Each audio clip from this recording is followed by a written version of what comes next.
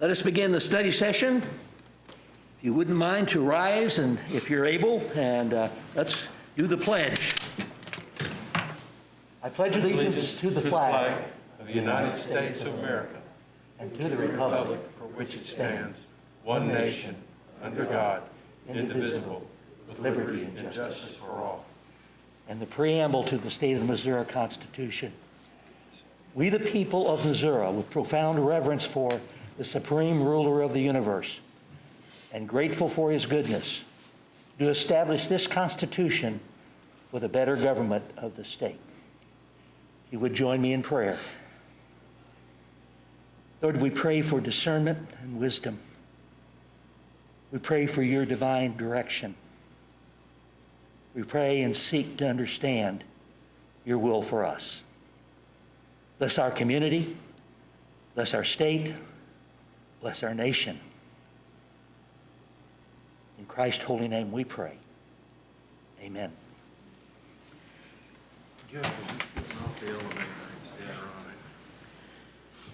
Madam Clerk, would you please call the roll?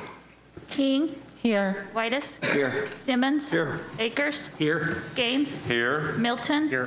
C. Your Honor, you have a quorum. Oh, thank you. That was Nick of time. All right, the agenda today is for the study session.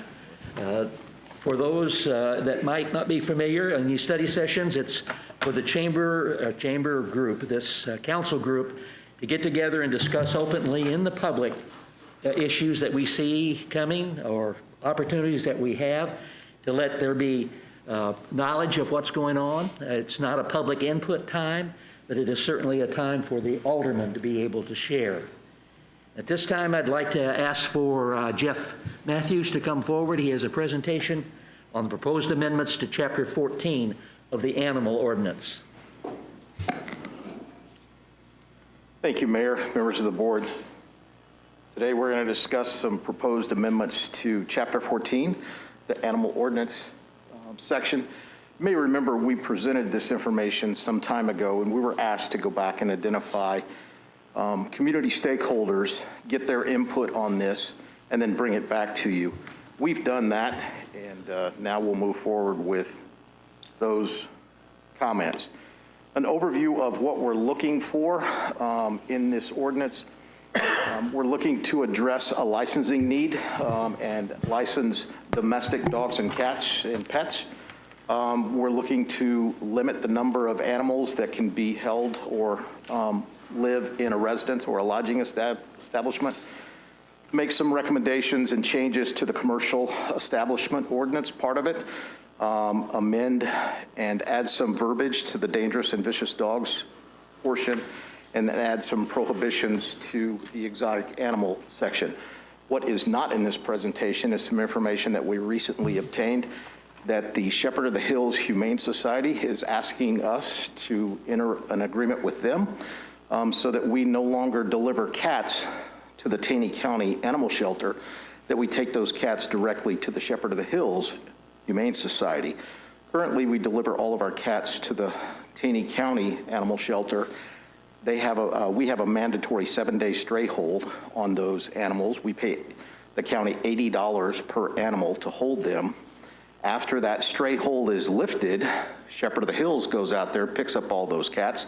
They have an agreement with 3 adoption facilities, and those cats are seen by their staff veterinarian, spayed and neutered, and then released to those adoption agencies.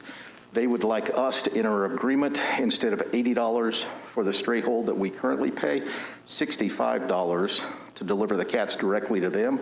Taney County's on board because they're really not interested in the cats as well, or you know, they don't have that many adoptions of the cats, so Shepherd of the Hills, they have that agreement. It would help us on wear and tear and salaries driving from here out to the animal shelter, so we will be bringing that contract when we come back to the board with these amendments as well. So.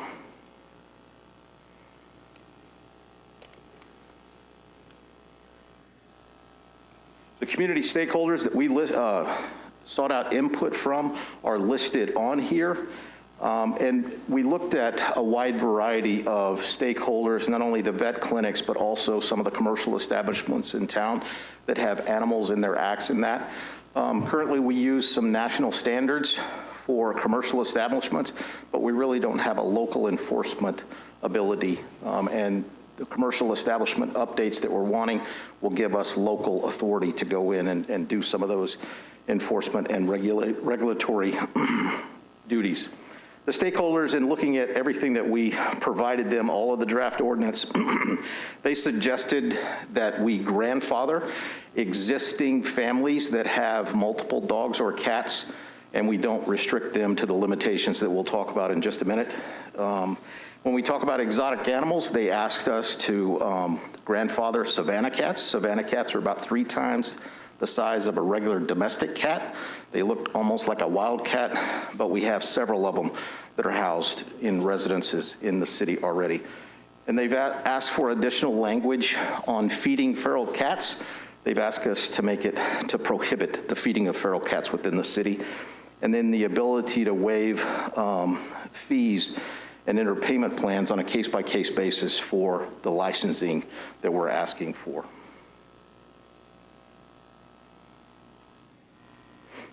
So when we look at the licensing, currently we have no provision to license domestic cats, dogs, pets, and we're asking for a licensing agreement, an annual or as long as the animal is vaccinated. Sometimes the rabies vaccination can be multiple year, so that licensing fee would cover that multiple year rabies vaccination.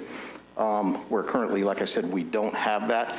We believe there's a lot of benefits to the licensing program. The licensing program would require that that animal be seen by a vet before the licensing could be issued.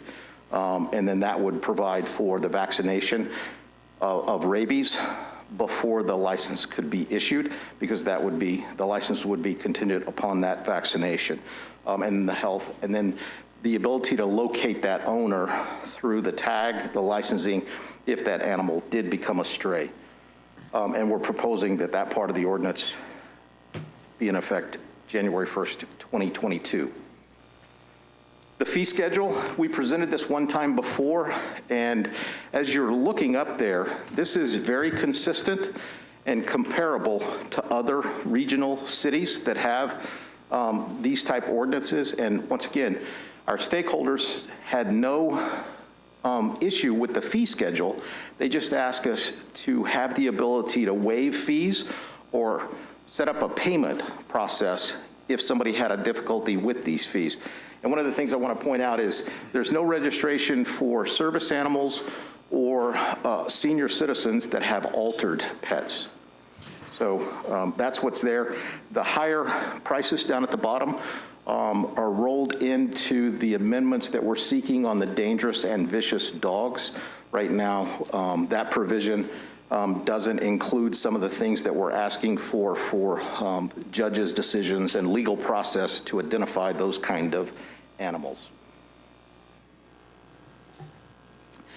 The recommendation that we're going to make on houses and lodging establishments, if somebody is in a hotel, that kind of facility, we're recommending no more than 3 animals. It could be 2 dogs and a cat, a dog, a cat, and a ferret, but no more than 3 animals inside of that lodge.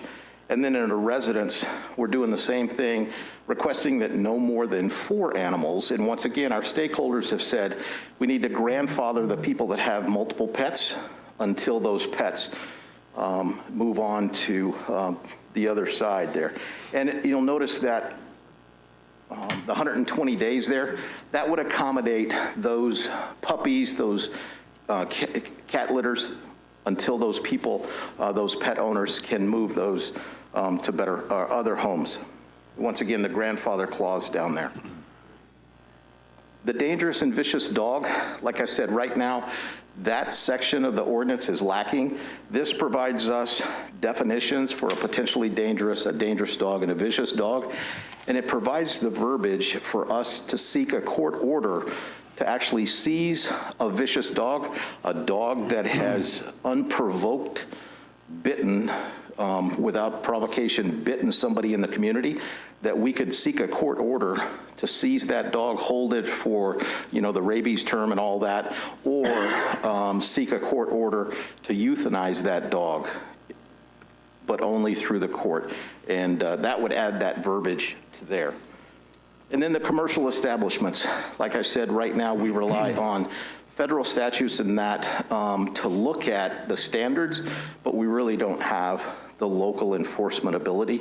But we're looking to add language to increase, to standardize operations within those facilities and the treatment and care of the animals.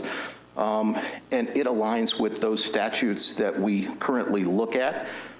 Permits and language for the permits for commercial establishments.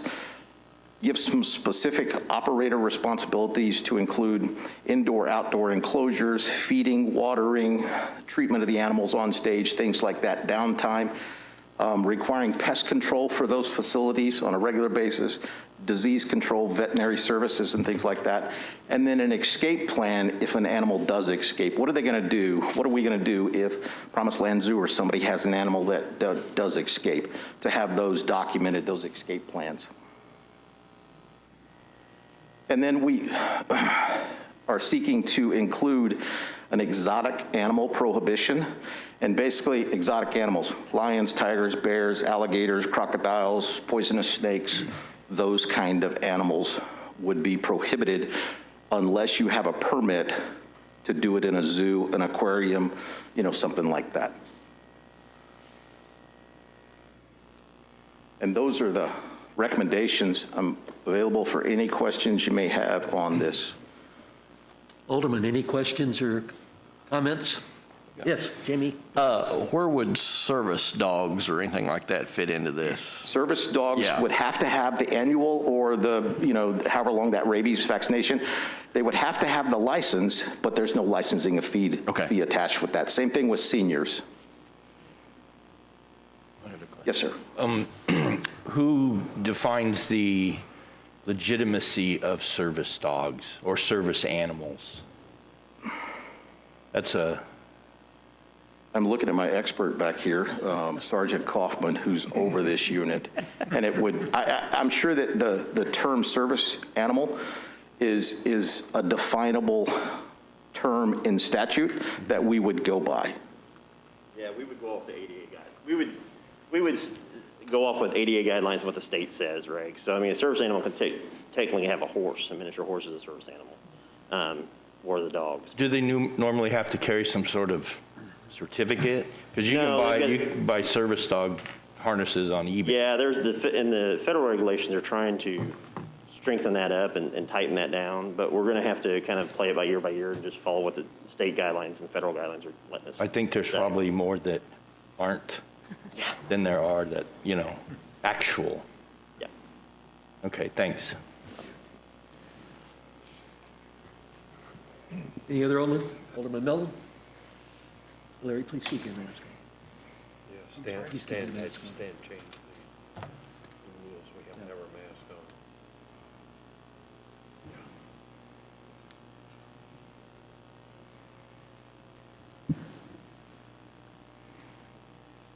Chief, I think when we had the study session last time, and Jamie's here, I think we determined that the fees that are being charged will not be, it won't be a revenue center for the city. The city will actually be losing money in this. Was that not right, Jamie?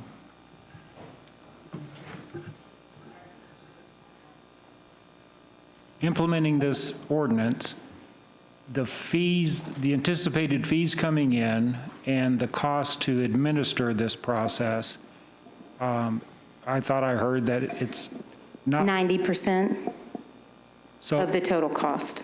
That's what Okay. we go up to. So I think you're talking about the 10% that we leave for fluctuation. Is that what you're talking about? okay, so basically the fee structure is designed, we'll see how it ends up, but it's designed where it's not a revenue center Right.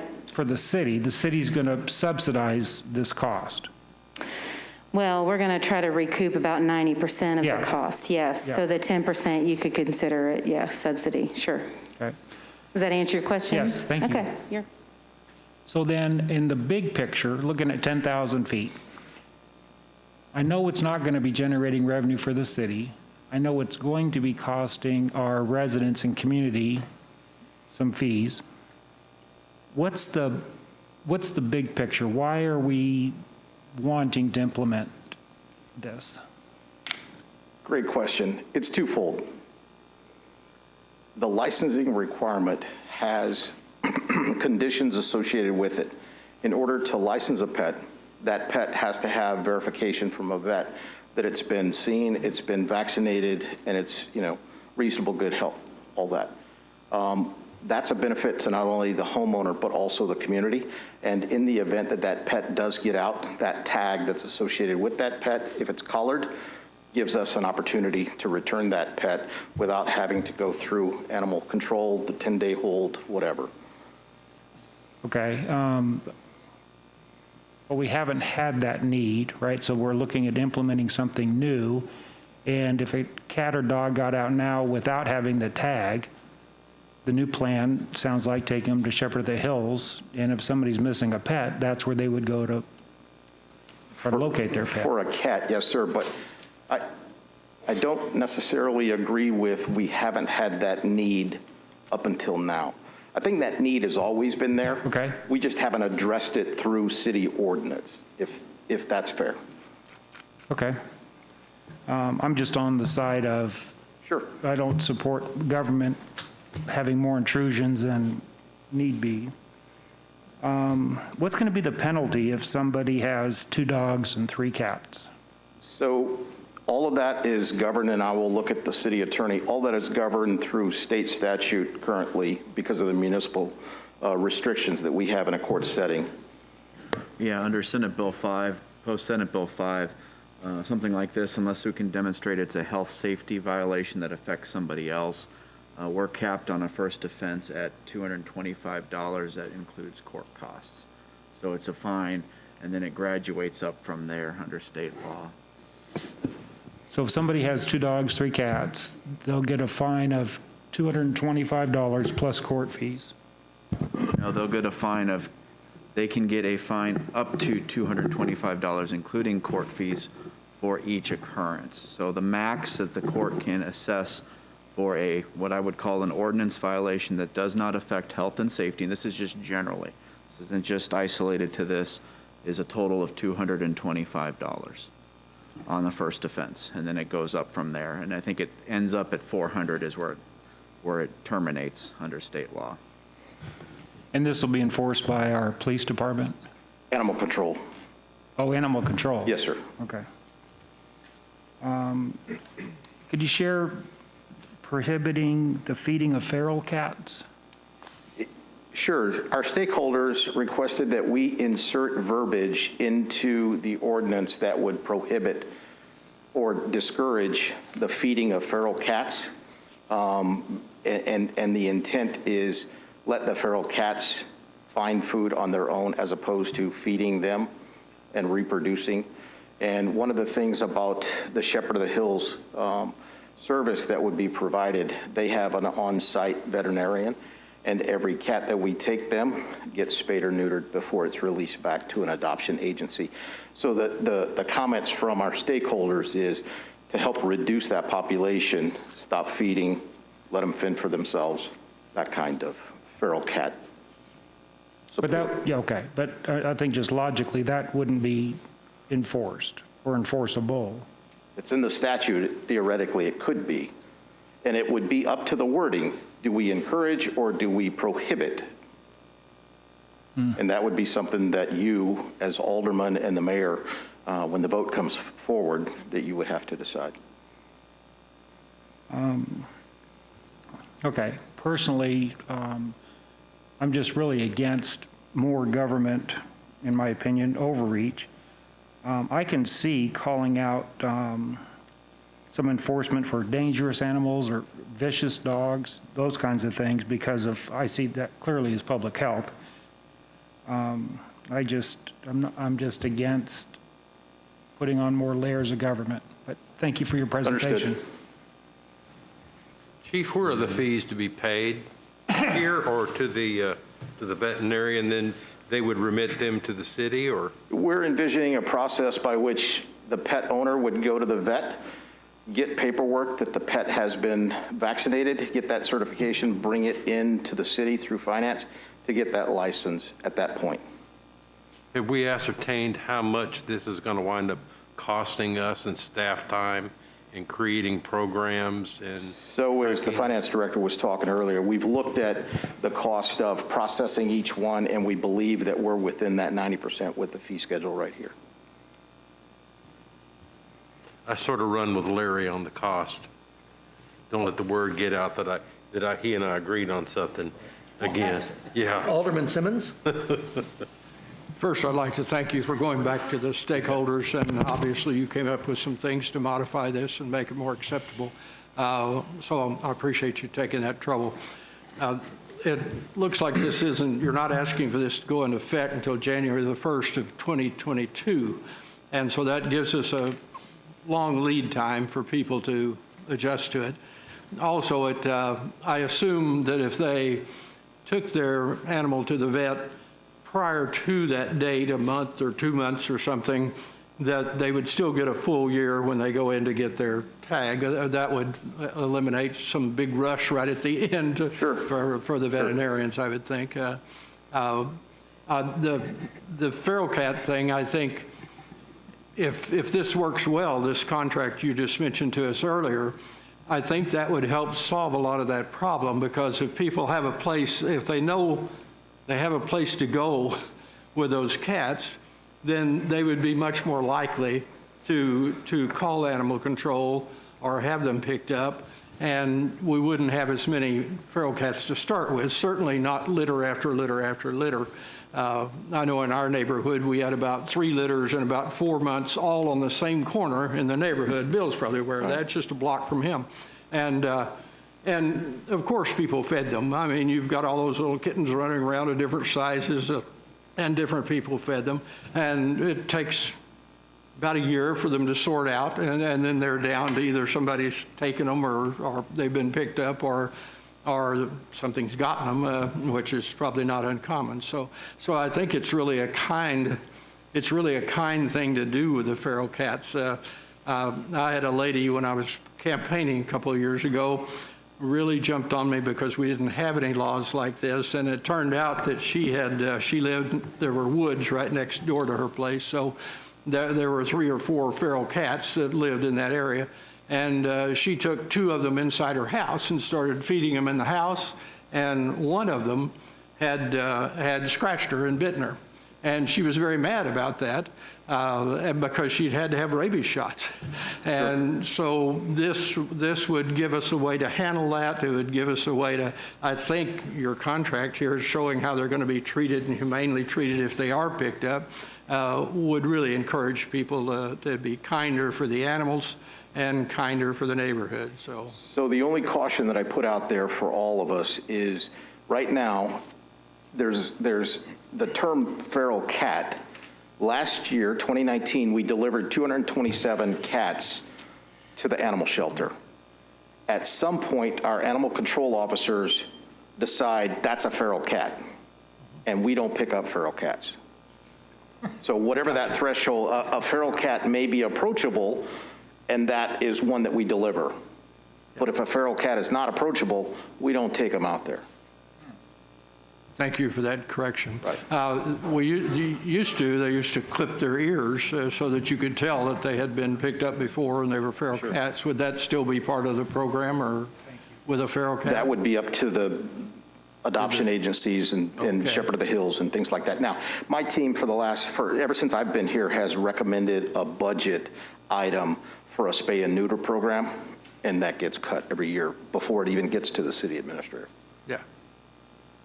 Thank you. And obviously we need this for the animals that are hard to handle. You need to have the authority to handle them. So thank you. Any additional questions? I got one last question. Mr. Sagan. On the recovery of our monies, obviously that'll include the processing of the $80 cat you mentioned. Is that part of what we try to recover? So, no, that's a contract for us to have services where we deliver those animals out there. We don't get any of the adoption fees and things I like that. gotcha. So how does the $80 apply? Is that something that we pay? Sure, it is. At one point, Taney County Health operated all of the services. In 2018, we took over the Branson part of that animal services, and with that, the money that we had been paying to Taney County now comes to us, and the money that Taney County spent on Branson resources now comes to us. We pay the salaries, and then we pay the fees every time we drop off an animal out there. Gotcha. And that's recollection, like way down on 86, isn't it? It's Or down around? 165 south of Hollister. Yeah. Thanks. Any other questions or comments? Jeff, thank you for the information, and we look forward to see what you come up with. At this time, we're ready to move on to the second item, and Jeff is the presenter for the 2020 Uniform Crime Report and Dispatch Calls for service year to date.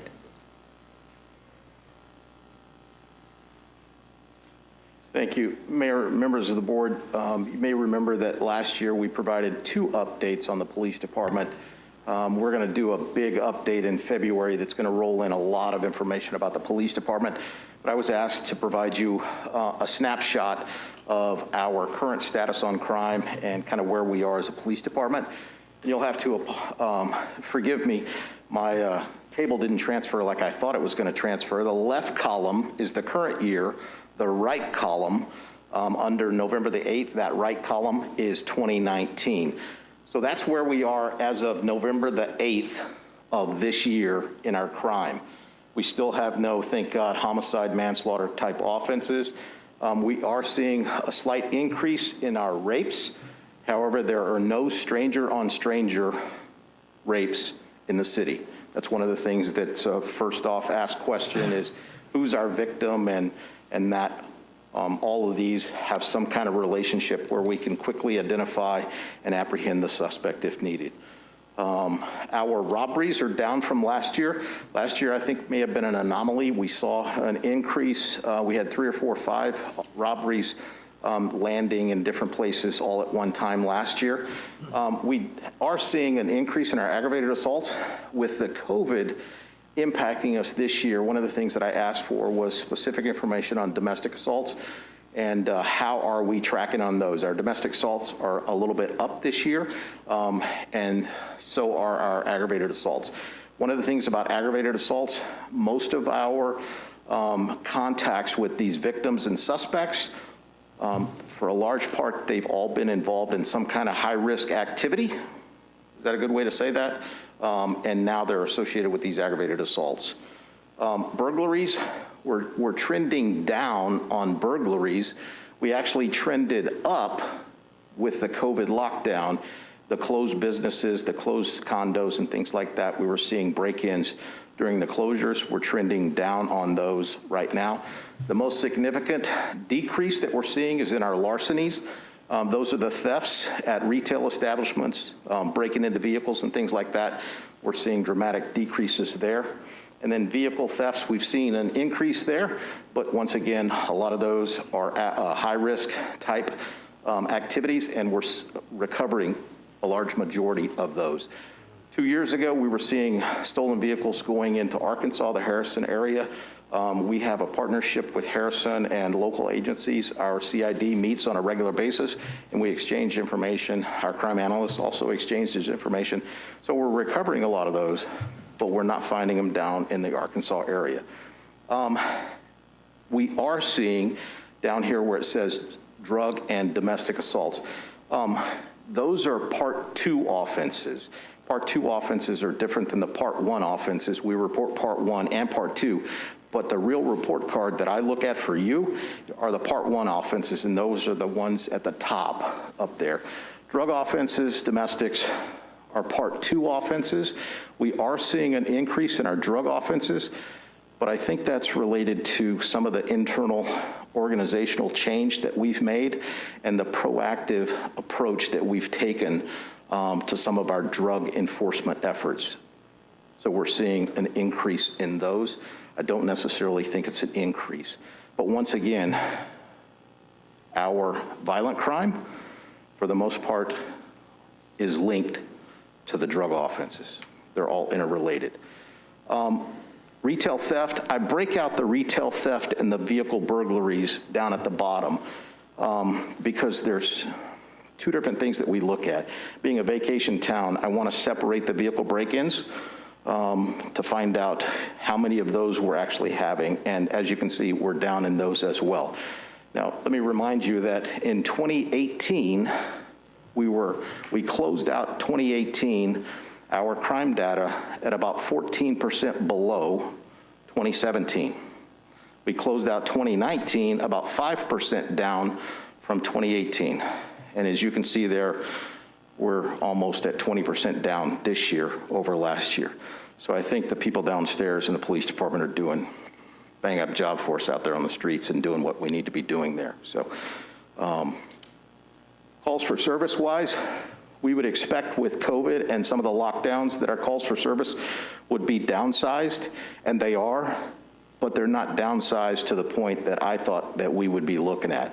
When you look at those numbers, the police department, our calls for service, the BR calls, we're running about 500 less calls as of November the 8th this year than we did last year.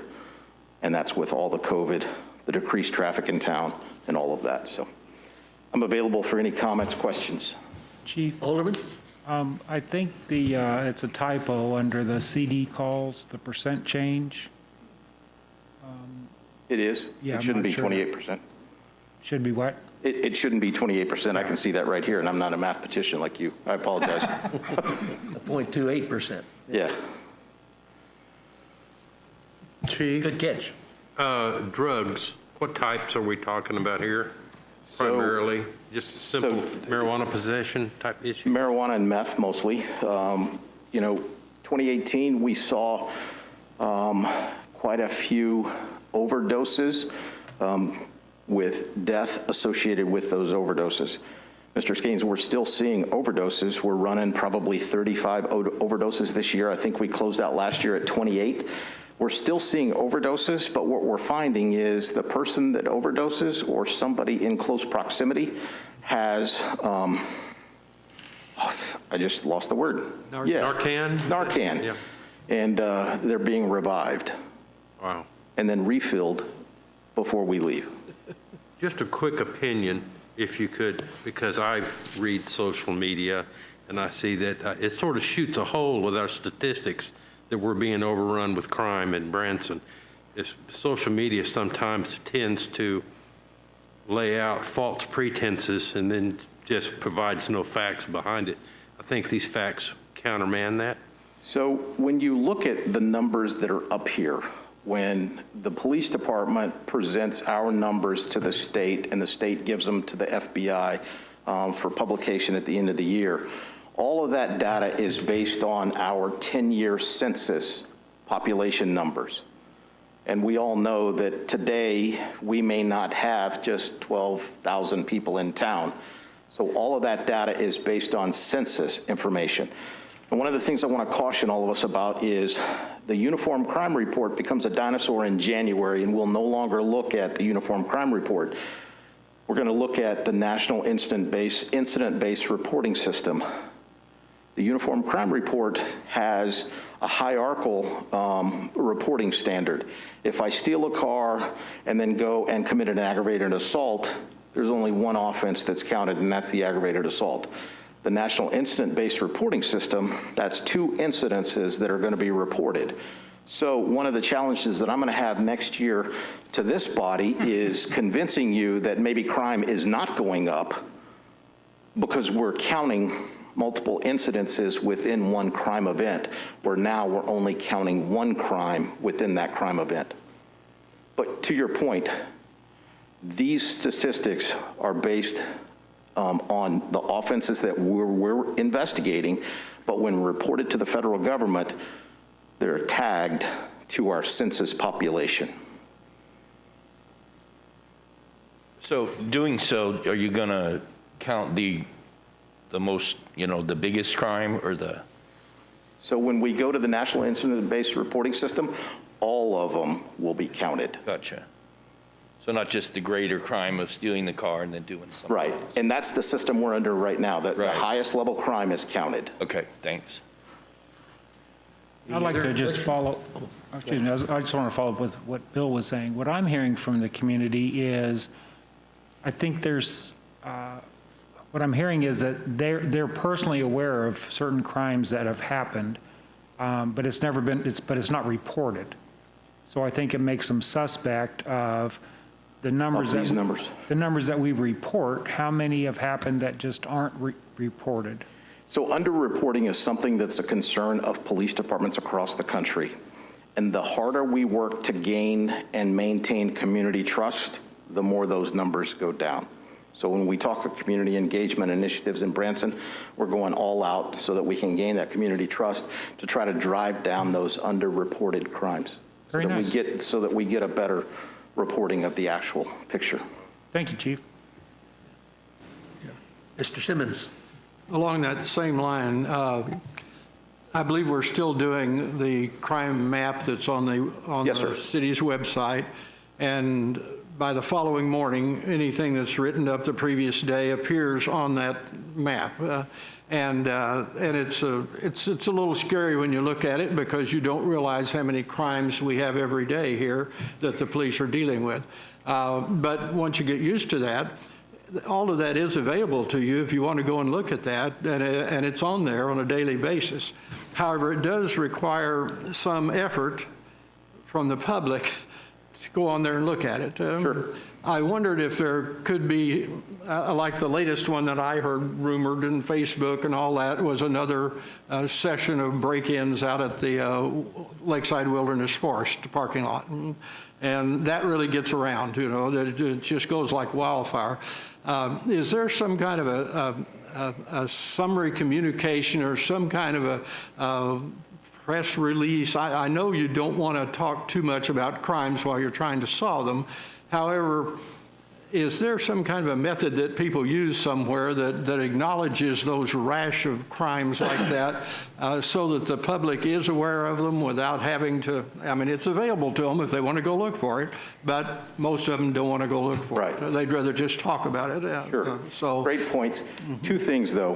One, the data that you're talking about on the web is derived from our dispatch information.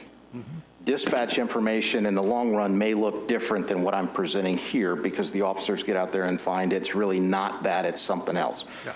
The incident at Lakeside Wilderness is a prime example of multiple victims in one crime spree. And I was hesitant to put that out because our team was looking at other offenses and trying to link multiple people to those. And we probably should have eventually put something out, and we didn't. We're working hard to develop relationships in neighborhoods so that, Mr. Simmons, if you're the neighborhood watch captain, I can shoot you that information, and then you disperse it in your community. We have a relationship with Point Royale. COVID has slowed that down so that we could have really a working neighborhood watch group down there, and that's our plan, is to try to infiltrate all those neighborhoods so that we have those relationships and we can directly send them information specific to their neighborhoods. Right now, that's one of our field. And I noticed you had on here that was part of your initiative. In the past, we have not been against that as a city, but there's always seemed to be a reluctance because of the sometimes the exuberance of neighborhood watch committees. Do you see that as a problem? And if not, that's a wonderful thing. No, I don't see it as a problem. I see it as a nothing but an advantage for us as a city. There was some information that I shared with all the directors that Nextdoor.com put out some strategic survey information that they found 73% of the people in our neighborhoods want to feel connected as a community. And if I can be a part of that by sending them crime-specific information for their neighborhoods, that's nothing but a plus for everybody. Because if I tell you in your neighborhood, I'm looking for a guy in a blue car, everybody in your neighborhood is going to be looking for a guy in a blue car, right? So I think it's nothing but a plus for all of us. Would there be such a thing with that as meeting maybe quarterly with that neighborhood watch group, just to encourage them and show them that it's alive and the communication is there? Yes, sir, that's our intent. We do that with a couple of neighborhoods that have active HOAs, but right now we're only doing it on an annual basis with those groups. Okay, thank you. Any other aldermen with any questions, comments? Jeff, thank you. Thank you. Appreciate the presentation, very thorough. At this time, it's time for presentation discussion of the 2021 legislative priorities. Chris Lebeck, I believe, is giving that presentation.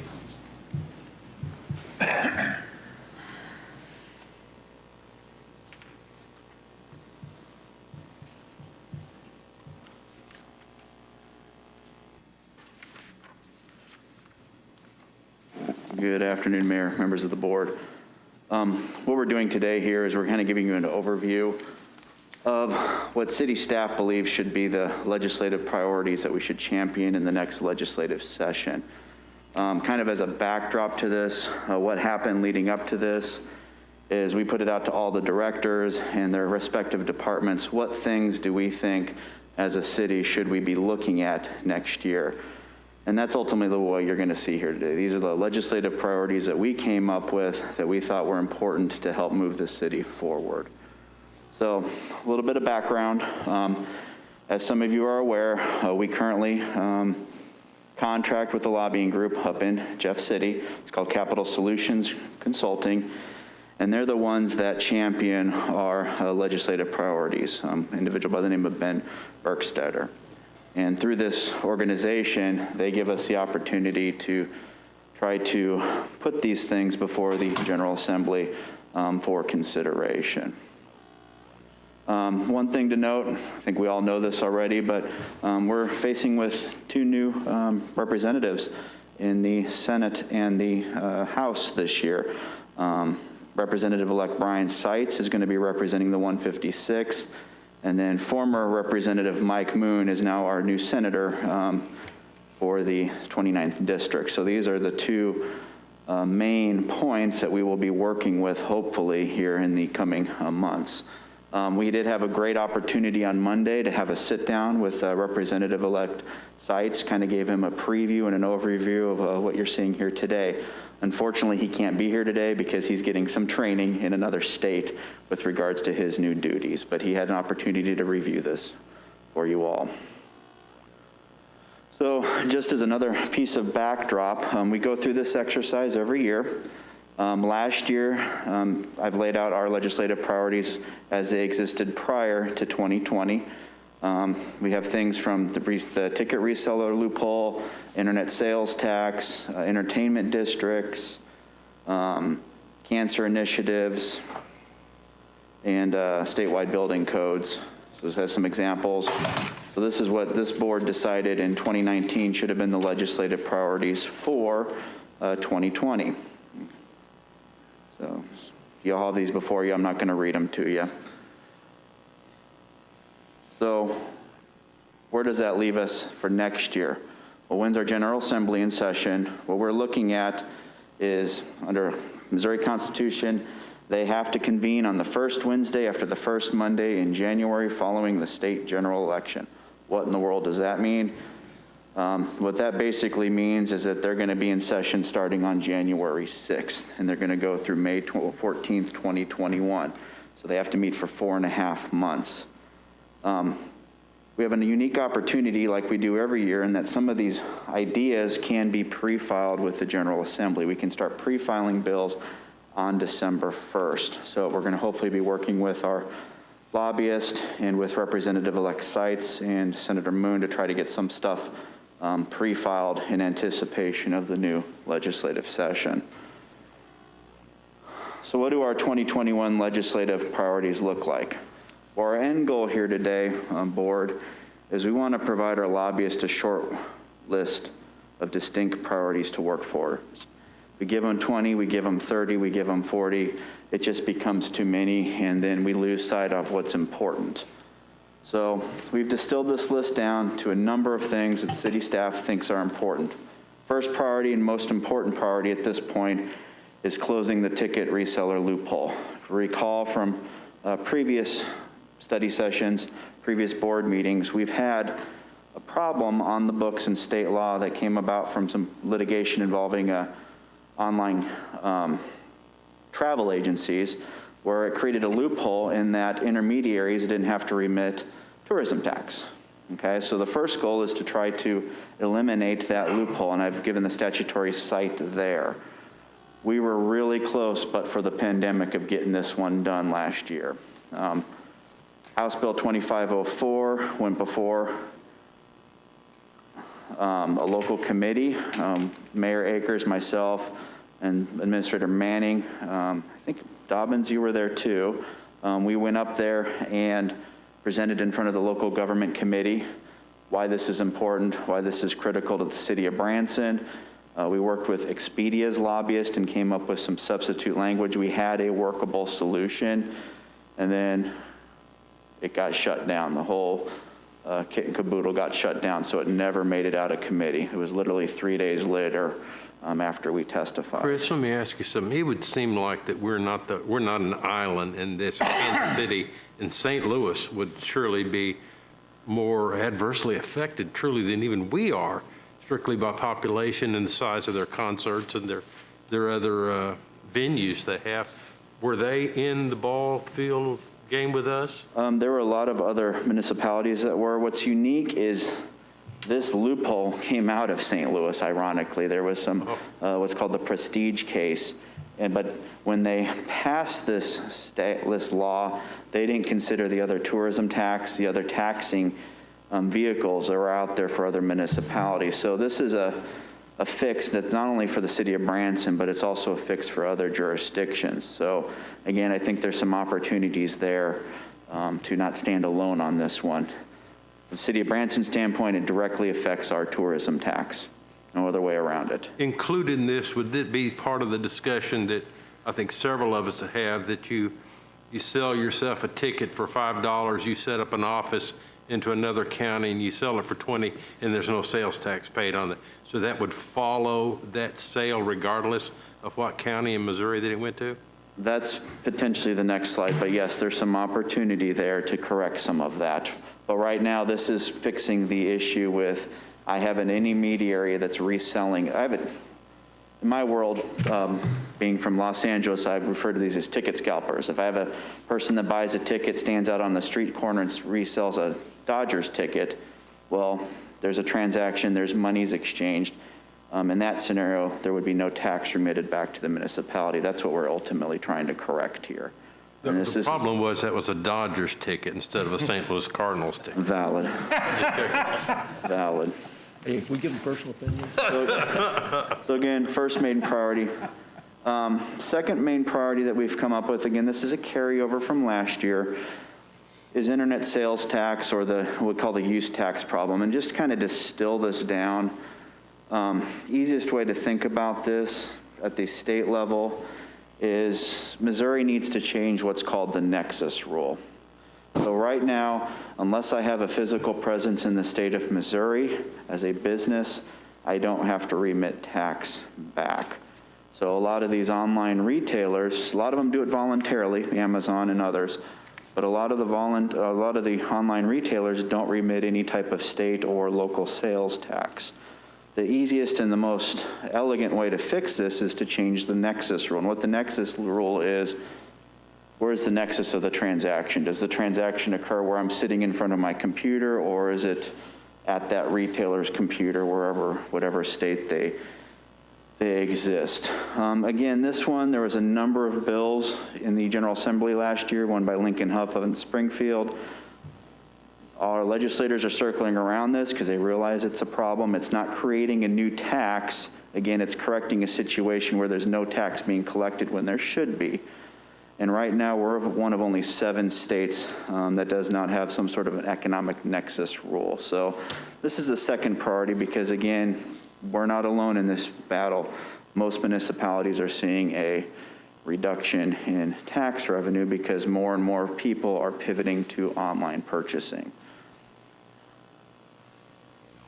Level the playing field time. Exactly, Alderman. These two came out of our planning department. Something we've seen, something we've been asking for quite some time, and that is the establishment of statewide building codes. I know sometimes there's a argument that, hey, we don't want to have more government regulation, we don't want to have more government overreach, but by putting out statewide building codes and also statewide licensing, that solves a situation where, and I'll give you a hypothetical, we annex a piece of property that has a house or a structure on it. That piece of property falls within an area that doesn't follow the International Building Code, the International Fire Code, then we're stuck holding the bag on that piece of property if there's a life safety issue. So what this does is this creates a standard or a minimum level of conduct for the entire state. You build a house, it has to comply with these rules. You want to practice in a certain trade, you have to get licensed just like a barber or a doctor or a chiropractor. So again, the idea here is it's a public safety issue. And then we come up with a number of other legislative priorities. This one first. This one we kind of struggled with when we had Alderman Bohink and Alderman King. This seemed like a no-brainer to me. Our Chapter 79 that governs fourth-class municipalities, quite frankly, hasn't been really updated since 1939, okay? So it still uses the term alderman, alderman, board of aldermen. So the idea here is maybe come up with a different phrase for that, because again, it's awkward standing here referring to Alderwoman King as Alderman King, even though state statute says that's her title. A lot of states have addressed this. A lot of municipalities have addressed this. Again, this is just a simple cleanup exercise. It seems like some low-hanging fruit to correct. And if you're curious where alderman came from, it's an Old English title. And alderman is not a typo, but it basically means elder man. And it was used by the chief nobles presiding over shires. So, besides that, these are the other ones that we have come up with, and I'm moving kind of quickly because I know Mr. Hornicle wants an opportunity to speak. But priority number 6. Yeah, right. We have a situation here where we have a lot of our first responders retiring and having problems buying into Medicare, getting health insurance because they're retiring at 50, 55 with 20, 30 years of active duty. So the idea here is stopping or correcting that health care gap that's there. Another priority that we came up with was mental health support. We see a lot of situations today. I can speak as a prosecutor of some violent crimes over the years that sometimes these scenes that these officers show up on, these firemen show up on, these first responders show up, become cause some mental health concerns. So being able to have a statewide system or statewide vehicle to provide mental health services to law enforcement and to our first responders. Chris, item number 6, what would be the cost? Would that be a one-time cost? Like when I was at the state of Arkansas, I was able to buy in at a one-time cost for early retirement, or this could be a monthly issue that they pay like a premium on a monthly basis? Exactly. It could be however they set it up. I mean, it could be as simple as you get health insurance upon retirement to you're going to get a reduced cost of health insurance. Again, the idea is we need something there to correct this stopgap. How our legislature wants to structure it, anything would be better than what we currently have. Thank you.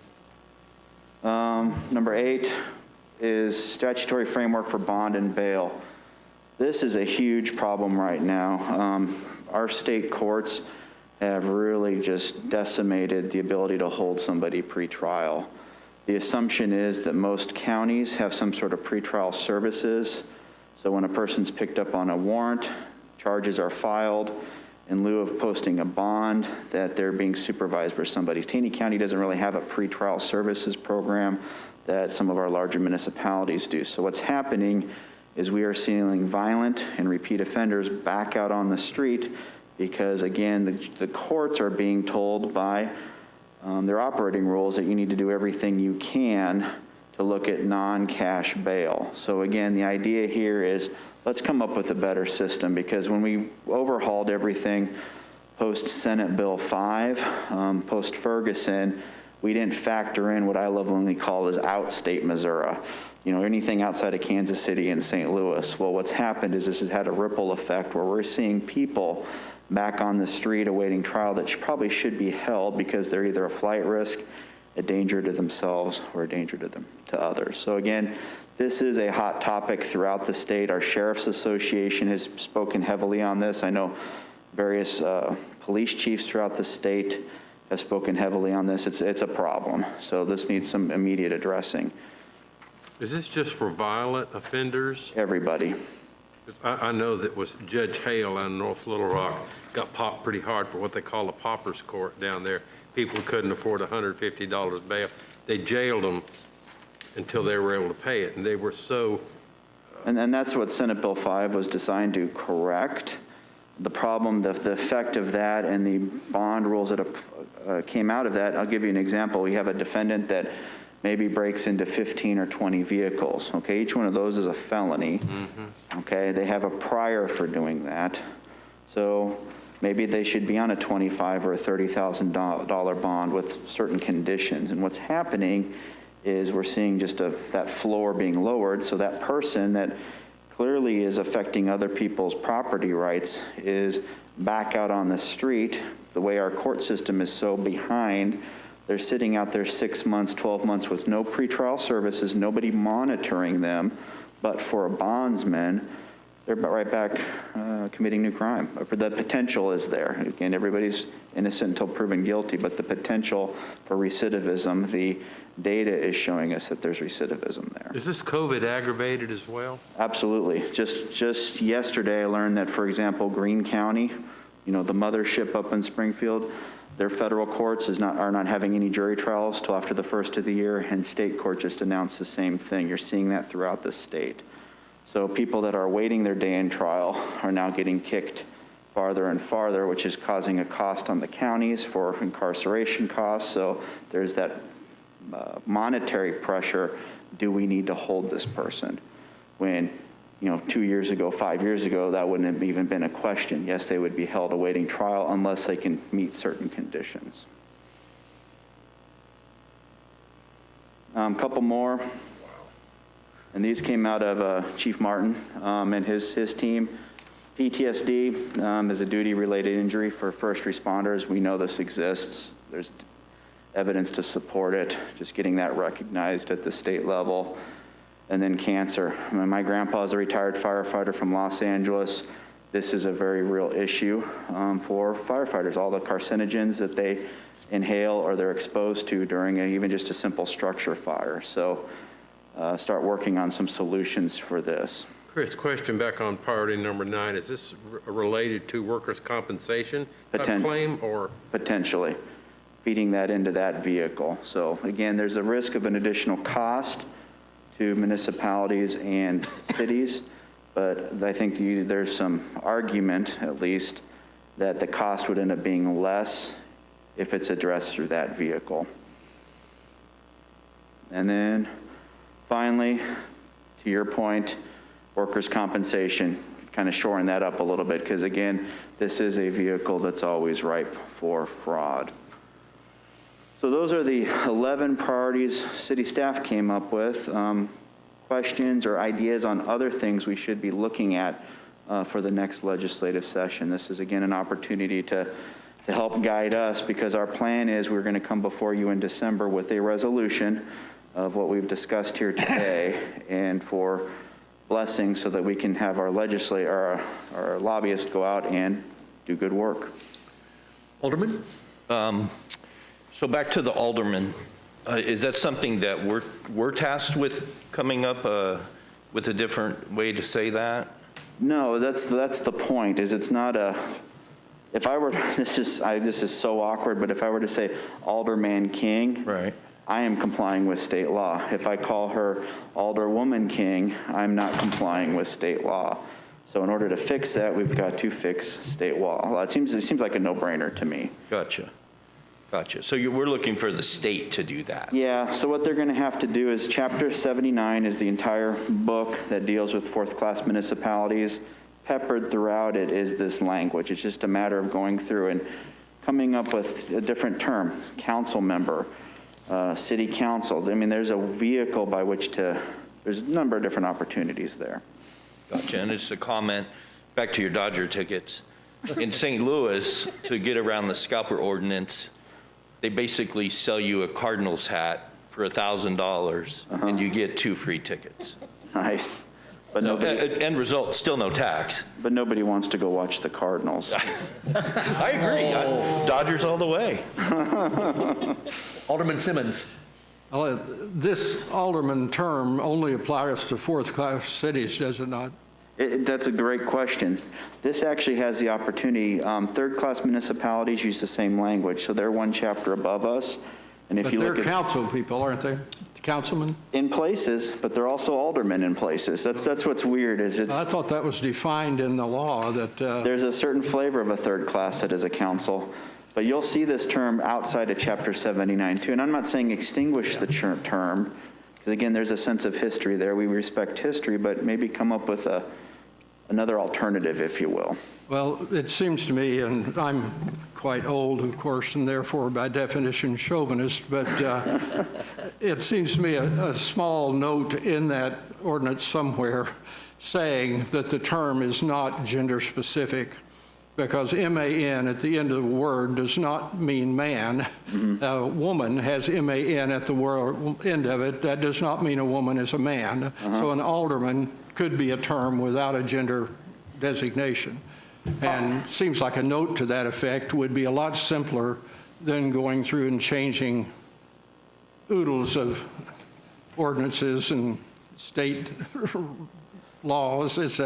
It seems like an awful lot of trouble for something that could be handled much simpler.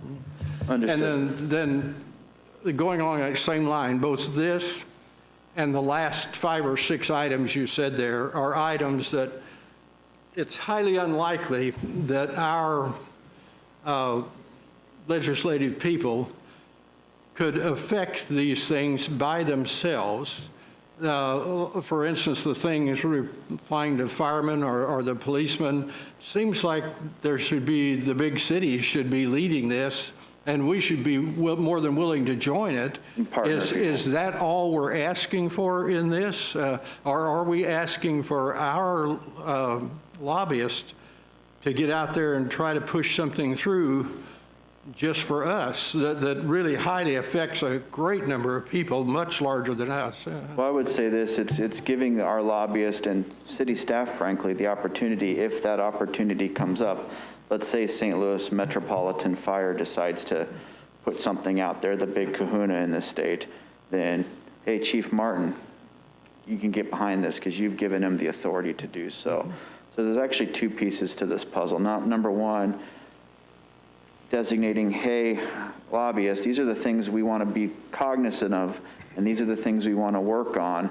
Now, some of these, you're absolutely right. The vehicle might be simple as, let's go back to where we were last year with the ticket reselling. That seems something we can do on our own, whereas some of these are more global, more larger things. Be on the lookout for legislation that comes through, and let's lend our support to it. So it is twofold, Alderman. Two different types of things. Do we need to divide those as our list? No, when this resolution comes before you, it'll be designated in that way. The way it's worded will be to basically approach these topics. It's not going to say, lobbyist go do, just we support this, we support that. And then that gives us a general enough direction to take whatever is appropriate for that specific topic. Because I suspect a lobbyist for a city our size, if he had 2 things to work on, that would be a huge amount trying to push through. Yeah. And so you really need to tell him what those 2 or 3 things are, and they're in here, and I'm not disagreeing with anything that's in here, really. Yeah. Just a way of putting emphasis on what we have to affect, and then listing the items that we would certainly join in encouraging passing. And I'm more than happy to word the resolution in that way. And just so I'm clear, Alderman, the way we view it, the 2 most important things are the ticket reselling issue and the internet sales use tax. Do I have a fair consensus on that? Not a vote, but a consensus? Yep. Anything else that needs to prioritize itself above that? Because we think, again, the idea here is we don't want to burden our lobbyist and have him chasing his tail. We want to laser focus on things that we think are the most important. And I would think that the Medicare would be a close third, in my mind. I would say it's between that and the sales tax. I'm not sure monetarily, in the long run, probably the sales tax is more effect to the city of Branson in the long term. But I wouldn't argue they've got such a head start on this, and you got so close last year that should probably be number 1. Any differences or thoughts? Or you feel direction? I do. All right. Just one follow-up, Chris. Would you spend just a minute and share with us the establishment of the entertainment district, what that all entails? Yeah, sure. That came out of, let me back up to our 2019 legislative priorities so we can all look at this.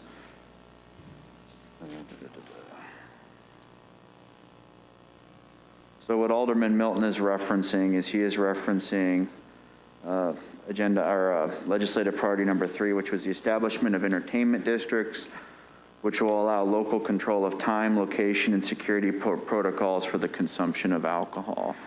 So what this is, the easiest way to describe this is if any of you have been to Kansas City, the Power and Light District, they have a real nice little district there where, bad word, but it's fenced off, it's secure, and people can consume alcohol, and it's an entertainment venue. The whole street is.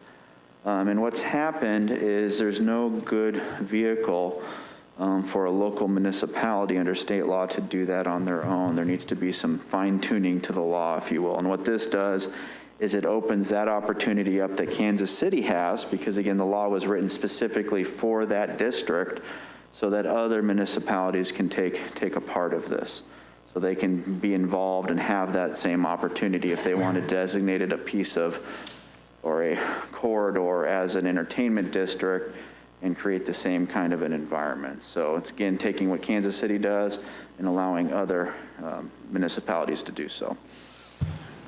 Okay, so just thinking of what we have in our community, it sounds like Branson Landing would be a fit for that. Are there any other areas in Branson that would be considered for something like that? I'm thinking probably Branson Landing. I don't know, I'm going to look directly at our planning director. Any other corridors that would fit kind of that model? They had talked about that alley project behind the Grand Village South and other potential things. Okay, thank you.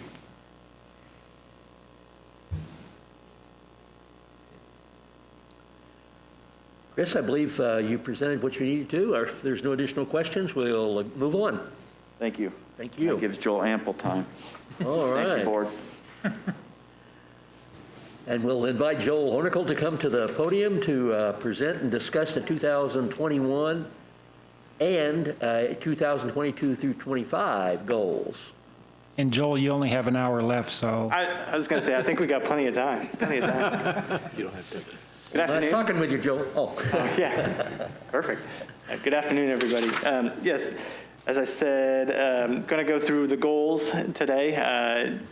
Obviously, this is a little out of order. We've already gone through the budget for next year, so we're coming back around with the goals. So I definitely want to highlight that the goals we're providing to you all for next year, for 2021, a lot of them are based on the budget that's already been adopted, but there are some opportunities that if our financial situation does change, this begins to give some kind of priority to some things for next year for consideration, so we don't have to, on the fly, see where we could spend those monies if that happens. Big if, I know. As Attorney Liebeck mentioned with his legislative priorities, we went through a similar process for this. The city administrator asked all of the departments to get together, identify their goals for 2021, and then for 2022 through 2025. I'm going to do my best to go through all the department goals for you. If there is any detail or any questions you have, we do have, I think, many of the directors with us today to go in depth, but what we simply want to do is provide just an overview to you so you're aware of what the various departments are looking at for next year primarily. And then I'll just briefly touch on the 2022 through 2025. For 2021, jumping right in, there were 47 goals that were identified across 11 departments, and I can really summarize them in two categories for the most part. There were a couple projects in there, but really it's just departments trying to figure out how to be more efficient with their staff, with their time, with their resources. Also, it's staff responding to the new normal, what's happened the last year. So that's how staff is working, where they're working from, and what tools they need to do their job. So you'll see kind of those themes throughout, and I think that's very, makes a lot of sense. So we start out with the city clerk, going here in alphabetical order. You'll notice in the top next to each department in parentheses, we're identifying where their goals are coming out of in terms of the Community Plan 2030. So for the city clerk and court, a lot of their goals are coming out of the governance chapter.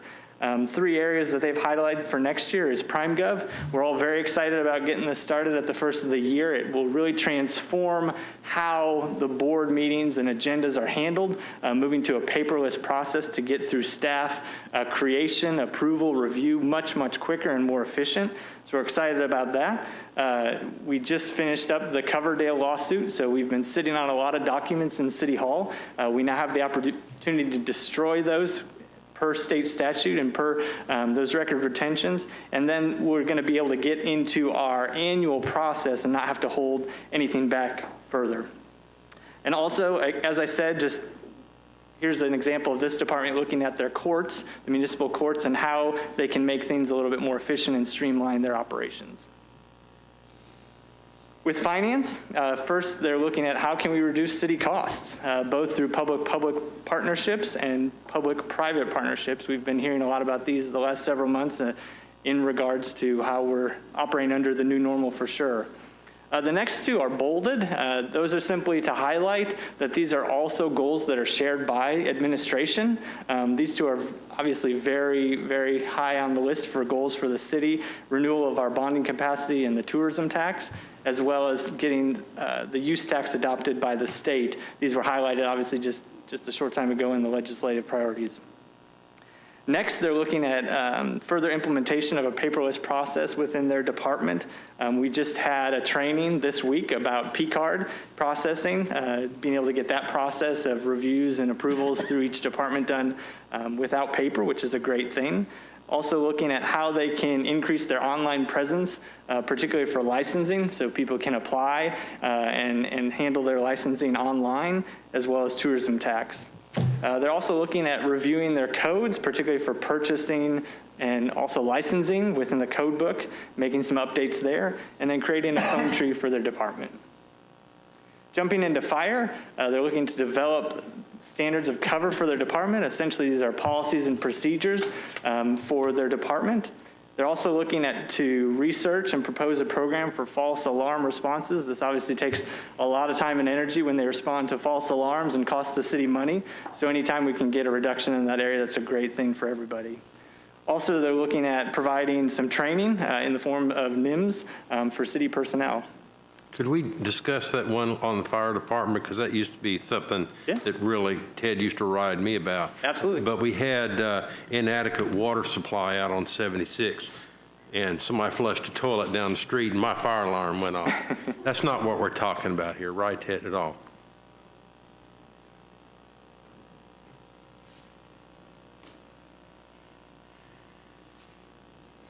Probably the 2 common causes of false fire alarms that we need to address to get a reduction in is system malfunction because they failed to make a corrective action.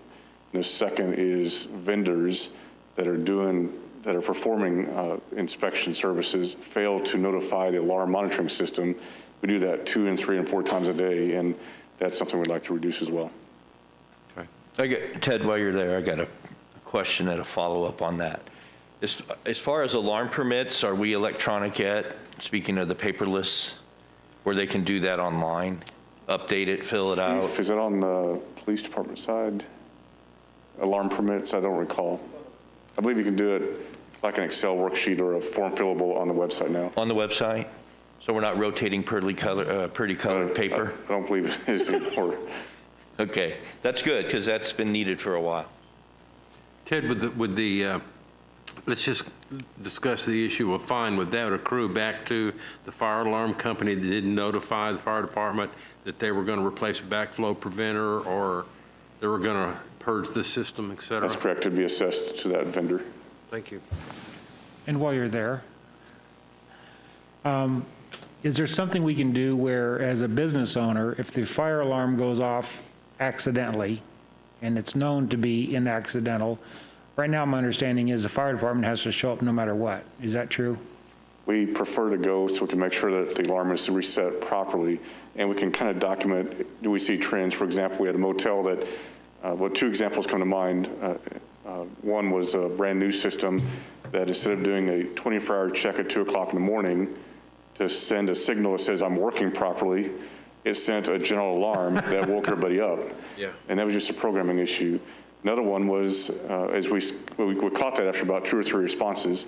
Another example was a boiler would pop off steam about every morning about 2 o'clock in a motel, waking up guests. So we changed that detector out, made an equipment change, so we do not have an interruption of business. That's our whole goal, is to reduce interruption of business. But you have to let those alarms do what they're supposed to do, is to capture early detection. Okay, thank you. And don't forget duct detector dust burn off. First time you use your heater in the winter. That season, yeah. That's definitely. Exactly. We don't assess fees currently for when the alarms do what they're supposed to do. If someone burned the toast, it activated because it was supposed to do that. If it's, I'll give you a silly example from about 20 years ago. The Stampede had a pull station on a brick wall outside, and the same horse about 3 times knocked that thing off the wall. Let's move it. Let's change it. Let's fix the problem. And that's what they did. It wasn't me that No. time. Okay, I just want to get that known. Thanks, Ted. I thought he was going to mention something we'd done 20 years ago. You got short-term memory. Oh, yeah. All right, jumping back in. Next is the Human Resources Department. Trying to improve a lot of things dealing with, again, current situations and more modernization. You will see this is another department that's really increasing their technology in terms of the software that they utilize. They're looking to improve specifically for applicant tracking and performance management. Also, we have development of new pay structures to help attract and retain the best people, revise policies and procedures that reflect the changing work environment, and then work on standard procedures for telemarketing and teleworking. Also, they look at the means necessary to ensure the city has the right balance of risk and coverage for its insurance needs. So looking at both taking care of staff and employees, as well as our risk management, both things coming out of that Human Resources Department. Moving on to IT, 3 goals here under the Infrastructure and Environment chapter out of the Community Plan 2030, particularly just to take care of our network and the security of our network, making sure that it's stable for staff to utilize on a daily basis so they can do their jobs, whether it's from City Hall or from their home. We have a lot more employees that are working from home during these new normal times, and it's important that those resources that they're utilizing are stable, just as they would be here in City Hall. And then for our network, just making sure that it remains safe. There's a lot more security issues out there in the world that are impacting cities and counties and their infrastructure, and we need to be sure that our network is taken care of and always secure. And then they also are a huge part in all the department's efforts to go paperless, just making sure that all these new softwares and technologies are all working together and not creating a bigger issue for the city. Moving into legal, a lot of efficiencies here with the 3 goals that are being presented. The first is being able to do digital signatures. That'll improve efficiencies on many different things, from contracts to agendas being moved around City Hall for meetings and such. Also, looking at how we can streamline items that come to you, specifically contracts, instead of individual items, getting them bundled together in one item. That can save time and energy during board meetings, which is all a great thing for everybody. And then another department you see here highlighting paperless. More and more are going that direction, and just another improvement with efficiencies. Parks and Rec, we've got several here under the Parks and Open Space chapter and governance out of the community plan. The first one is to continue the development of the internal service fund. They actually utilized this a short time ago for a maintenance need that they had out at the Recplex. So they're looking at continuing to utilize this as an option to build funds up for circumstances like that, where they have maintenance needs, without having to come and ask for monies out of the general fund, so they don't have to go through that process with everybody else. They also want to continue their attention and efforts with the parks, whether that's maintenance or improvements to all the parks, and taking opportunity to look at how they can get funding from other sources than just the city, whether that's private funding or partnerships or donations. Those are all great ways to help fund park improvements. They have been looking at outdoor initiatives a lot this year. Indoor occupancy numbers have been reduced from what they usually are. So we're trying to get more creative with how things can be done outside and how we can attract people to utilize our park system. So looking at outdoor programs and how they can diversify that list that's always growing. They've been working on a tree inventory plan over the last several years that was completed. They're on the phase right now for tree pruning in North Beach Park to help really take care of those trees that are so big and so beautiful and add a lot to that part of the community. And then they're also looking at initiating reforestation efforts. If we take out trees, we got to make sure we replace them. And we do have funds available through tree removal fees and permits that have been collected over the years to help with that effort as well. So it's really great to have Amy in the Parks Department helping out with those efforts. And then finally, they're looking for an opportunity to develop a staff member as a certified playground inspector. This is something that the Parks Department had a while back, but unfortunately lost when staffing had changed. And so it's something they're trying to bring back and have that asset here in the community. Moving on to a really good department I'd like to highlight here is the Planning and Development Department. Oh, sorry. Too much. Can we comment too? Sorry. Yeah, that's true. I couldn't resist, I'm sorry. Had to break it up. The Community Plan 2030, it's getting 10 years old. We look forward to updating that. It's something we've talked about a lot over the last couple of years. Unfortunately, with budgeting the last year, we did have to reduce that expense, and so we're patiently waiting. We're hopeful that next year we can get into it. And this discussion about goals, not only in 2021, but all the way to 2025, is very much a first step, if you will, in that process, getting us all kind of rethinking about the community plan and refocusing our attention on where we want to be 10, 20 years from now. The next one is to review all of our fees. Just as we were talking about with the animal control, our goal is as well to recoup 90% of our fees. We do well in our planning fees. We're a long way off with our building fees. We give a lot away, to be honest, when we're dealing with building fees. So it's something we want to look at really closely this year. Citizen Serve has improved our efficiencies, so we don't think those fees have to be near as high as we thought they may have needed to be a couple years ago, which I think will be good.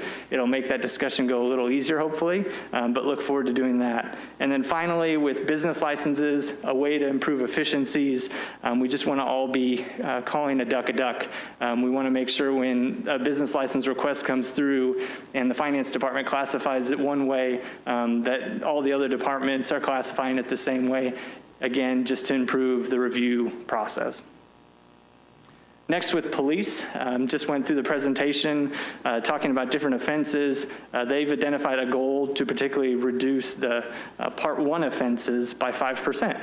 And so that's something they're going to be working on in 2021. They want to realize full staffing for their department, except with the COVID frozen positions taken into account. They've been doing a lot of community engagement, different programs that they've been quite expanding and doing very well on, getting a lot of participation with. They want to obviously maintain those and continue to get community engagement and involvement through them. And then finally, another opportunity for training, just like the fire department highlighted, the police department has highlighted this one for their training, collaborating with the Office of Emergency Management to execute an all hazards tabletop exercise. Public Work and Engineering, they actually hit on 3 chapters out of the plan: transportation, infrastructure and environment and governance. First one, the pavement management system. This was done several years ago where a group came out to the city, basically evaluated all of our roadways for condition, and they established a priority list of those that needed attention immediately, and then so on to those that could wait a couple years before improvements. So this handles not only how those roads need to be addressed, but what's the best treatment? Is it a microsurfing treatment? Is it a mill and overlay treatment? Is it a complete rip out and redo? So basically what they've identified is continuing on with that list, making sure we continue to reinvest in our infrastructure and take care of it and maintain it. So the same could be said with the next 2, dealing with bridges and sidewalks. And then our GIS system, obviously we all know Curtis and does a great job with that system, making sure that it continues to be a valuable asset for not only staff, but for the community. Staff is finding more and more ways to use that program, and I think there's great opportunities that Curtis has identified for the public as well. He even highlighted some of those when you all were going through opportunities for the tax discussion and how we convey certain information to the community. They're also looking at how to get new financial resources for stormwater. That's a growing infrastructure in the community. And with a growing infrastructure in the community, it takes more and more resources. We're going through the MS4 process, and different requirements come on board each and every year. And you know, Kirby's doing the best he can, but I'm sure he could definitely use some more resources to help him out with his efforts and requirements. And then finally, research and implement infrastructure application fees. I believe these pertain most closely to public infrastructure projects because there is no application fee for those. Essentially, when someone wants to extend or modify or move a public sewer line or water line, there's no application fee. They simply bring in the plans. They get reviewed by multiple departments. It takes a long time, just as any request does. But in this case, there's no opportunity for recoupment at this time. And then finally, wrapping up our 2021 goals, we have the utilities with the 5 here that they've presented. Another one that we have bolded here, meaning that administration is very interested in this goal as well, and that's completing the preliminary design and moving into final design for the Compton Drive wastewater plant flood protection. Obviously, this has been something we've been talking about for several years and very important for the community. Next one is dealing with the Dewey-Bald area water system improvements. This is the area out west Country Boulevard, out there by the Butterfly Palace, extending through Ruth and Ball Henning, and then out that direction for a new water tower. The next one is to install pumping equipment at Lift Station 46. This is out on the west side of town by Table Rock Lake, the Majestic area. Unfortunately, the city has to use trucks to haul the material from the station, and that flow has greatly increased due to development in that area over the years, and so they need to install the automated pumping equipment instead of having to manually do that. The next one is to complete a new EPA risk and resilience requirements. A lot of that having to do with, again, the new normal of the pandemic, making sure they comply with those new requirements. And then finally, looking for grant funding to harden both city water plant intake stations. Again, a vitally important component of the city's infrastructure to make sure that there's no service interruptions when these are damaged during flooding. These are intakes coming out of Lake Taneycomo. So when there's silt and sediment built up or debris from flooding, that always obviously could have an impact on our city intake. With that, I can jump right into our 2022-2025 goals. I've definitely summarized these a lot more. I can pause as well before. Just see if we have any questions in regard to the 21. Yes, Mr. Milton. Joel, I agree with the vast majority of what you presented. The only area I would like to consider, and I appreciate the fact I'm the minority on this board, for sure, but when I keep hearing we want to develop ways for 90% of our expenses to be covered by fees, well, I'd sure like us to put a little bit of thought into what is the economic impact. Because in my opinion, the positive economic impact on the few of the items we've recently talked about far exceed any amount of fees or something that we would charge for. So just a thought, one thought going forward is, in addition to trying to have all the departments cover all their fees, is an asterisk or a thought or a something of, and maybe look for ways where the economic revenue would more than compensate for the additional fees. Thank you. Any other comments on 21? Joel? Perfect. So as I said, with the 22 to 25 goals, summarize these quite a bit more. We've provided a lot more detail in the staff report for your reference if you choose to dive in. But what we can summarize, I think it was 63 goals for the next 3 years beyond 2021, really fall into two areas: capital improvements and governance or transparency opportunities. So the first part being the capital improvements. These are actually all bolded because they all align with the administration and their goals for the same time period. Pretty simple list of constructing a fire station, constructing a police station, developing a parks master plan, developing a transportation master plan, and the 76 in downtown projects. I kind of chuckle because it's not so simple of a list. This is a big list. These are all big projects. Appreciate the discussion with the legislative priorities to narrow it down to two to really focus. And when you look at this list to be accomplished in the next 5 years, it's a lot. And obviously a lot has to do with funding and time. All of these take a lot of time and a lot of funding. So it will be interesting, I think, from everybody's perspective to see how we can move forward with these and what we can accomplish. But we do want to continue to bring them up because they are important, particularly the master plans.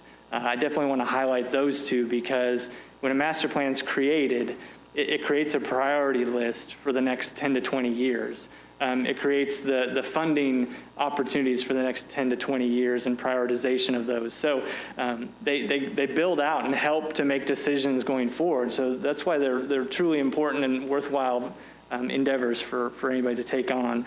In fact, the administration has pointed out that as a goal for this time period, it's not just these two master plans, but master plans for all departments. You'll see there's a couple other ones listed in the presentation, but it's a worthy thing for each department to have some sort of master plan or guiding document. So when we talk about goals and we make budget decisions every year, it comes a lot more easy and it has that backing of that document and usually stakeholder support. So the continued list with capital improvements, replace outdoor warning sirens that are outdated. Look for opportunities to increase technology throughout the community, whether that's through community engagement, traffic management, or transparency here in City Hall. Develop a sustainable fleet management plan. Expand street lighting in our neighborhoods. We always hear neighbors asking for more street lights. Harden both city water plant intakes. You heard mention of this with the 2021 goals about looking for funding. The goal is hopefully to find funding and be able to then move into the actual project here in the next following years. Just similarly with the Dewey-Bald area, the previous goal in the 21 section was to work on the design, so then move from design into implementation within the next couple of years. Upgrade the water mains throughout the city's neighborhoods. Expand water and sewer services to all annexed areas. This is what the Dewey-Bald project is starting to do for that area. And then finally expand the Cooper Creek wastewater treatment plant. And then, as I said, the second kind of grouping of these goals fall under governance. The first two are kind of clumping a lot of ones that we saw through many departments to increase transparency and look for fiscal opportunities. For the transparency, how can we provide more access to the public to documents within City Hall. And then also, can we reinstate our community and business surveys? These are a great tool to see how we're doing across the board. And unfortunately, again, with budgetary issues, we've had to put those aside. But it is a good way to see how we're doing and make decisions based on the information we get back from those surveys. And then with fiscal opportunities, the opportunity to increase our credit rating as well as our reserve to 30%. We need to make sure that the transportation tax, the renewal of that tax, is on our radar in the 2022 to 2025 time period. And as we mentioned and just talked about with Alderman Milton, other departments, again, looking at fee schedules and where their fees are in relation to their costs. Both the fire department and the planning department share working together for the 2024 International Code Council Series. These are our building and fire codes, property maintenance codes. They do come out on 3-year cycles. We currently are under the 2018 cycle. There is a 2021 cycle right now that's being evaluated. However, we've decided as a staff, as a community, to skip that. It's what our regional partners have done in the past. We had been on a 6-year cycle, jumped to the 3-year cycle, but now we're wanting to jump back to the 6-year cycle because we've heard from a lot of architects and contractors that it's difficult, kind of not knowing what each city is doing. So if we can all, as a region, work together, we believe it'll help with everybody being on the same page. Completing a community risk assessment, implementing contractor certifications. This was actually a legislative priority that was pointed out, but I'd like to take a look at it locally if we're unable to do it at the state level. And then work with Taney County on countywide building and zoning codes. I think we've been talking about this more recently too. We've had some issues out on the west side of town, so it's really hitting home the more and more need to work with the county and get on the same page for building and development codes. And then wrapping up our list here, revised pay scale. This is coming out of HR, just looking at how the pay scale is handled across all employment and the departments. Implement a timekeeping system. Develop a dashboard to track and monitor performance measures, improve the HR software. This is a continuation of the effort they've identified for 2021, this time for onboarding and staff development. Work on succession planning, develop methodology for that. Another bolded one, here's another master plan coming out of the IT department for strategy. Establish dedicated funding source for technology items, much like we talked about with the internal service fund for parks. And then replace and migrate software to cloud-based platforms. Transition to the national incident-based reporting system. And then finally, fulfill staffing needs. Went through that pretty quickly, given how much effort was put into this by all the departments. And, I wish everyone had the opportunity to highlight their own goals, but hopefully this was presented a little bit more quickly and efficiently for you all. And as I said before, happy to answer any questions, and I know all the other directors are as well, and we really appreciate your time. Any comments or questions on 2225? Mr. Simmons? I'd just like to make a comment on this whole thing. This type of thing is something that generally falls by the wayside when you have any excuse not to do it, and certainly we have every excuse not to do it this year. However, this city has gotten better and better about advanced planning, master planning, and you've obviously put a tremendous amount of work into these as departments and built it up like it should have been to where you come out with a document like this. I just commend all of you on doing this and this type of thing. This is a real stress test for this type of system, and you've passed the stress test with great flying colors. Thank you. Jamie? Yes, please. Yeah, just on that construction of the new police station, if there's some kind of signage that we could put with that showing how tax dollars are collected behind that backdrop that's behind it compared to online sales, just something, like you're planning and zoning, woohoo. I was just, for that business that's behind the new police station, I was going woohoo. So. Hey, take it.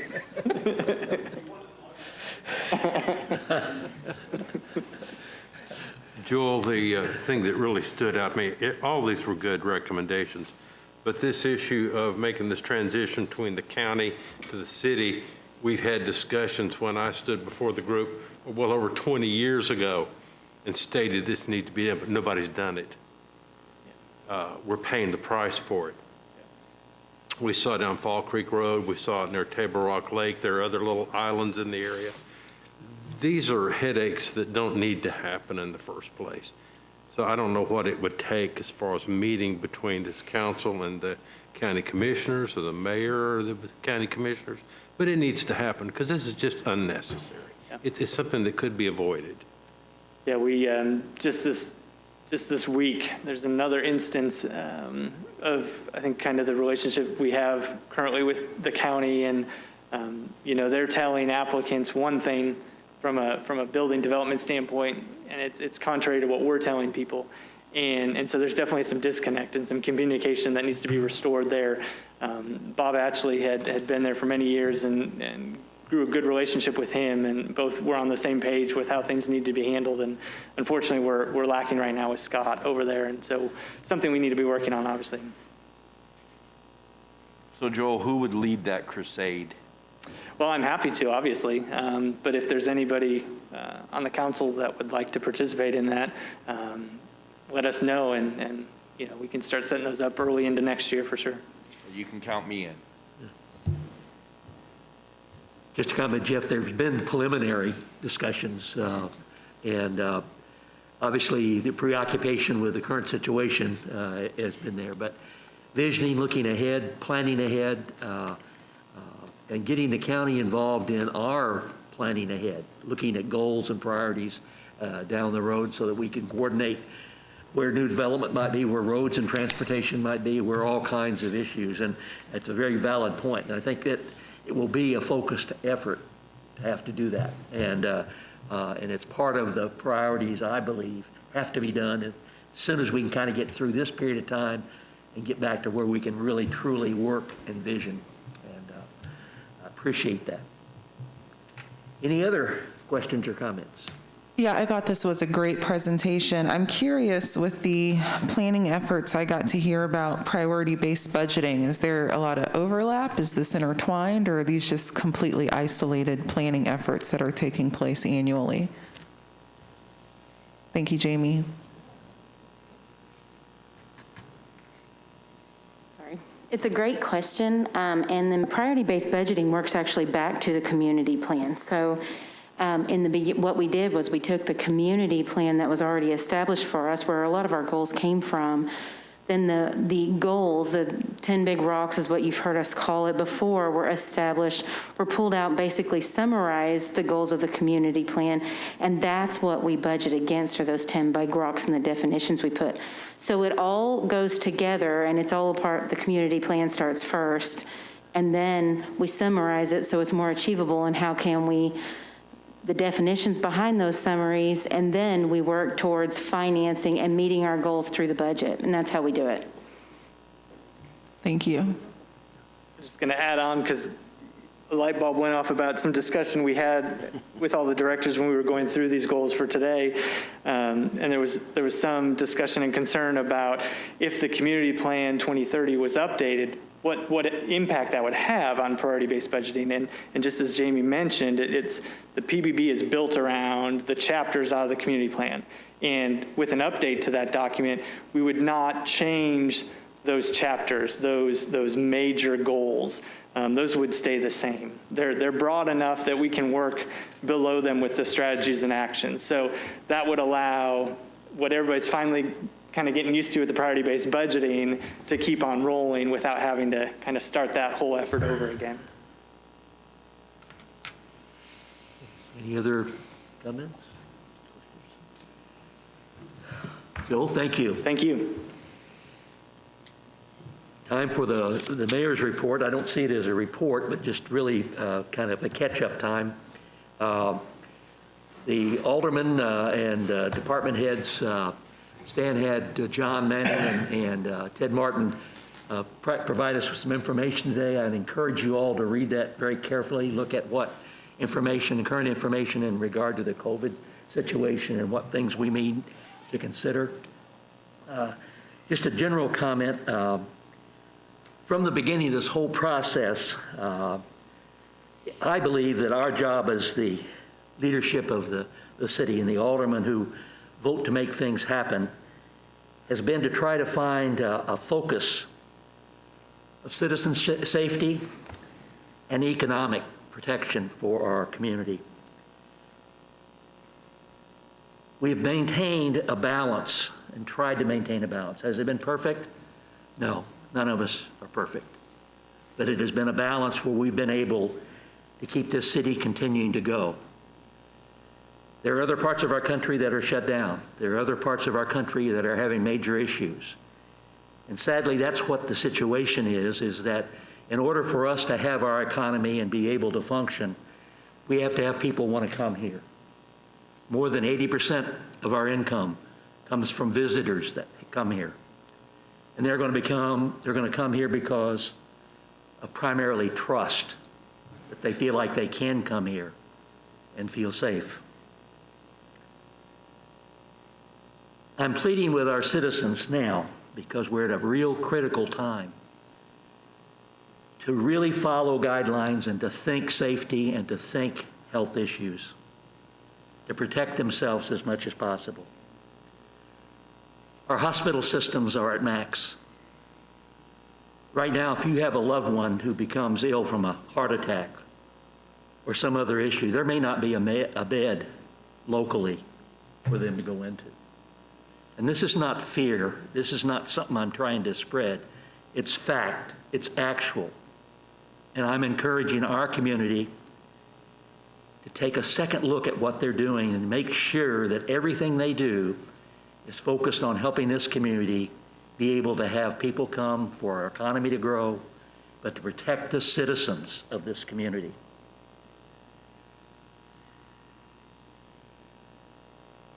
I want you all to please share with your families and share with those around you to be careful as possible. If you pray, I encourage you to pray for our situation. But it's not just here, it's all around us. And some of the major cities where we get people driving in to see us come from are beginning to shut down. And that will affect folks coming to see us, and therefore will affect the tourism business, and therefore will affect those who work in that business and cause an increasing rolling problem. So I just solicit and hope that this is serious, it's real, and we will get through it. We'll do it the best we can to keep Branson viable and keep it open. I thank you for listening to me. At this point in time, accept a motion to adjourn. So moved. Second. Motion and a second's been made. Please vote. Aye. Aye. We voted to adjourn. Thank you. Joe? Where was the cheerful part of that message? Good Lord.